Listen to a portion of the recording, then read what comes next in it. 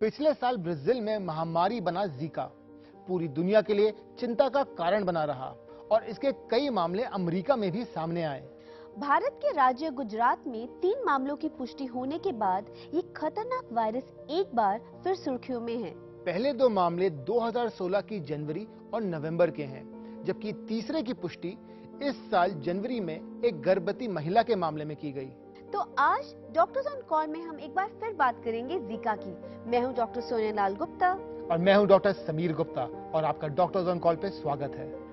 Zika infection Zika virus की वजह से होता है जो एडीज मच्छर के जरिए फैलता है।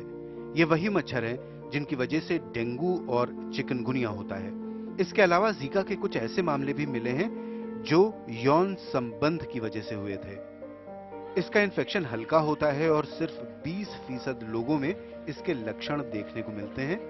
इसके लक्षण हैं बुखार, जोड़ों में दर्द, त्वचा पर लाल निशान, सरदर्द और बेचैनी। लक्षण आमतौर पर हल्के होते हैं और 2 से 7 दिनों तक रहते हैं, लेकिन जीका को लेकर सबसे बड़ी फिक्र इससे जुड़ा माइक्रोसेफेली ए है, जो एक रेयर न्यूरो डेवलपमेंट कंडीशन है। इसकी वजह से कम विकसित मस्तिष्क में खोपड़ी असामान्य तौर पर छोटी हो जाती है।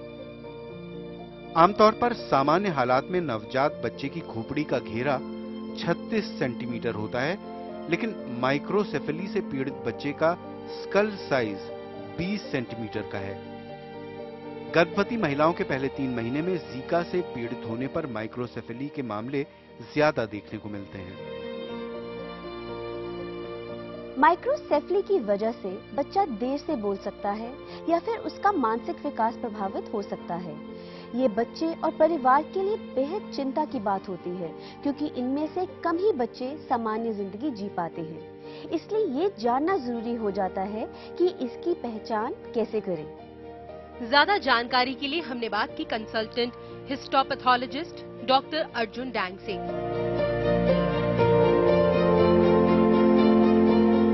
जीका को टेस्ट करने के लिए सबसे सर्वश्रेष्ठ मेथड इस बात पर निर्भर करता है कि मरीज को बीमारी के लक्षण को कितने दिन हुए हैं। पहले 2 हफ्तों में जब हमारे पास मरीज बीमारी के लक्षण के साथ आता है, हम जीका वायरस का टेस्ट करते हैं एक मॉलिक्यूलर तकनीक से, जिसका नाम है रियल टाइम पीसीआर। ये मेथड वायरस के न्यूक्लिक एसिड को खून या यूरिन में, दोनों में पाया जाता है और हम उसका टेस्ट करते हैं। 2 हफ्तों के बीतने के बाद हम आईजीएम एलाइजा एंटीबॉडी टेस्ट करते हैं, जिसमें हम मरीज के ब्लड में आईजीएम एंटीबॉडीज की जांच करते हैं। ये आईजीएम एंटीबॉडीज बीमारी के लक्षण आने से 4 दिन के बाद 3 महीने तक खून में पाया जाता है। परंतु हमें ये भी याद रखना चाहिए कि ये आईजीएम एलाइजा टेस्ट हमारे पीसीआर जो मॉलिक्यूलर तकनीक है उससे कंफर्म किया जाता है।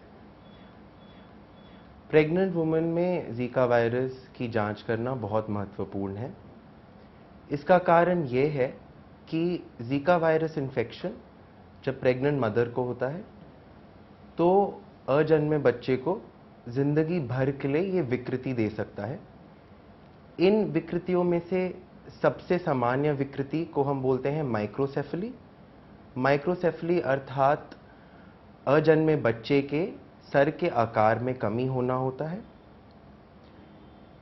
इसके लिए हम जांच करने के लिए जो अभी हमने मेथड्स बताए, बोथ पीसीआर और एलाइजा से जांच कर सकते हैं। इनके अलावा अजन्मे बच्चे की जांच करने के लिए हम सीरियल अल्ट्रासाउंड भी करते हैं, एमनियोटिक फ्लूइड टेस्टिंग भी करते हैं और जन्म के समय हम कॉर्ड ब्लड से भी सेम टेस्ट कर सकते हैं। इसके अलावा हमें ये भी जानकारी रहनी चाहिए कि सीडीसी जो है सेंटर फॉर डिजीज कंट्रोल ने ये गाइडलाइंस दिए हैं कि जो भी प्रेग्नेंट महिलाएं ऐसी जगहों में यात्रा करती हैं जहां पे जीका का इफेक्ट है, उन्हें अपने आप को ज़रूर जांच करवाना चाहिए। अगर उन्हें बीमारी के लक्षण हैं या नहीं है, फिर भी वो अपने आप को जरूर जांच करवाएं। माइक्रोसेफली के अलावा जीका वायरस न्यूरोलॉजिकल तौर पर भी बीमार बना सकता है, जिसे गुलियन-बायर सिंड्रोम कहते हैं। ये एक बेहद कम पाए जाने वाले हालात हैं जब शरीर के इम्यून सेल नर्व सेल्स को नुकसान पहुंचाते हैं, जिसकी वजह से मसल्स कमजोर होती हैं और कुछ खास मामलों में फेफड़ों की पेशियां प्रभावित होने से लकवा भी मार सकता है। जीका वायरस की बीमारी आमतौर पर सामान्य होती है और किसी इलाज की जरूरत नहीं होती। जीका से पीड़ित लोगों को खूब आराम करना चाहिए, अच्छी मात्रा में लिक्विड लेने चाहिए और दर्द और बुखार के लिए सामान्य दवाइयां ली जा सकती हैं। WHO के मुताबिक जीका से बचने का सबसे बेहतर तरीका खुद को मच्छरों से बचाना और सुरक्षित यौन संबंध बनाना है। जीका के पहले टीके के लिए रिसर्च जारी है, लेकिन अभी कुछ साल और लगेंगे।